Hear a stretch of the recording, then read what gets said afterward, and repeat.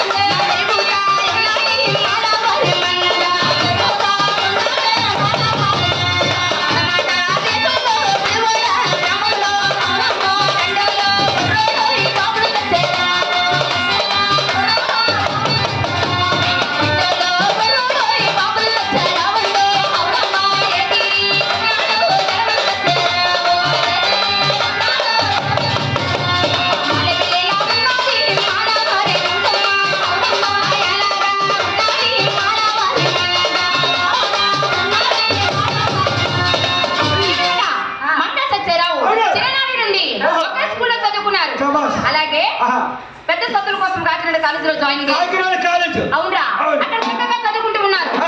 మనసాల చూసి మనసాల ప్రేమించుకున్నారు కూడా. ఇద్దరు చక్కగా చదువుకుంటూ ఇద్దరు మనసాల ప్రేమించుకున్నారు. అలా చదువులు కొనసాగుతున్నాయి. చేరా ఎవరింటికి వచ్చేస్తున్నారు. అలాగే మంగ సత్యాలు కూడా బయలుదేరారు. అలాగే ఇంటికి వచ్చేసారు. వచ్చి 4 రోజులైంది. మంగని చూడండి ఒక క్షణం కూడా ఉండలేకపోతున్నాడు సత్యారావు. అవునరా సత్యారావు చూడండి మంగ కూడా ఒక క్షణం ఉండలేకపోతుంది. అప్పుడు సత్యారావు ఒక లెటర్ రాశాడు.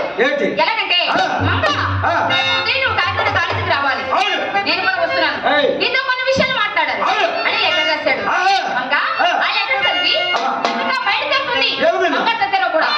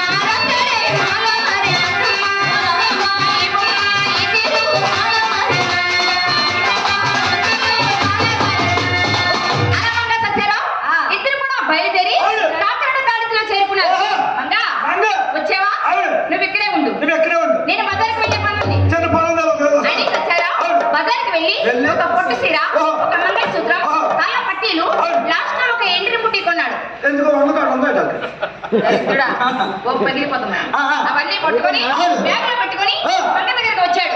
మంగ టైం అయిపోతుంది, ఇంటికి వెళ్ళిపోదామా అన్నాడు సత్యారావు.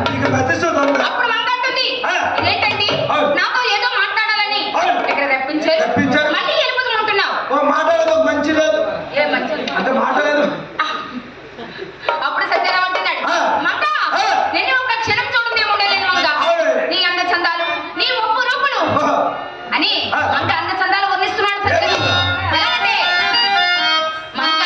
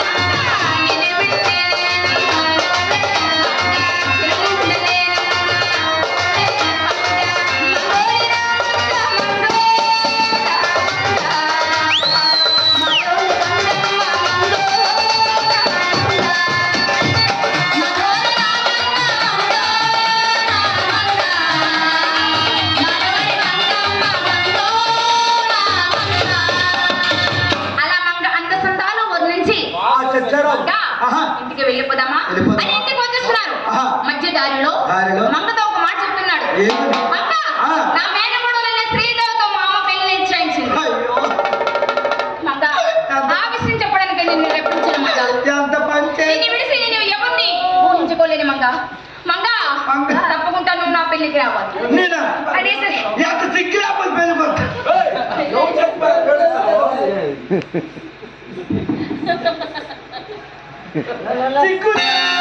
చిక్కు చావని పెళ్లి పడతారా?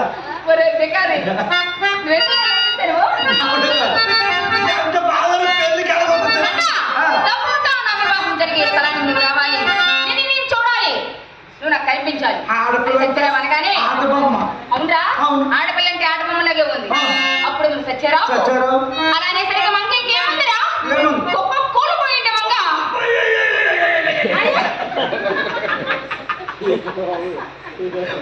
మంగంత పనిచేసి అప్పుడు మంగ ఈ పాట పాడినప్పటికీ ఇక్కడ ఉంచుకోడు. మంగ గోలు గోలు గోలు పెడుతుంది.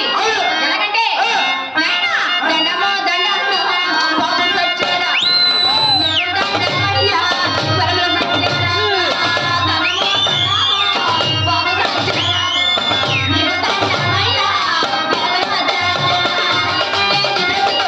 బాబు సచ్చేరా, నగని కన్నమే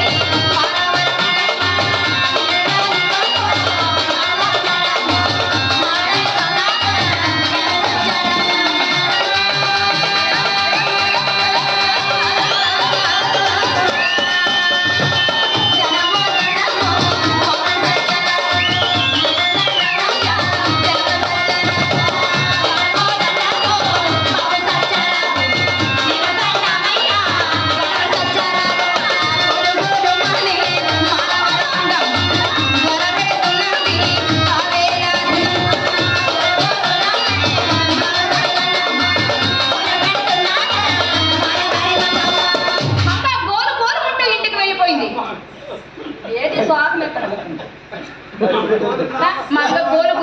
ఇంటికి వెళ్ళిపోయింది. ఆ మరుసటి రోజు సత్యరావు వివాహం జరుగుతుంది. తప్పకుండా 600 రూపాయలు కూడా బ్యాగ్ లో పెట్టుకుని ఈ నమ్మకం చూస్తాను.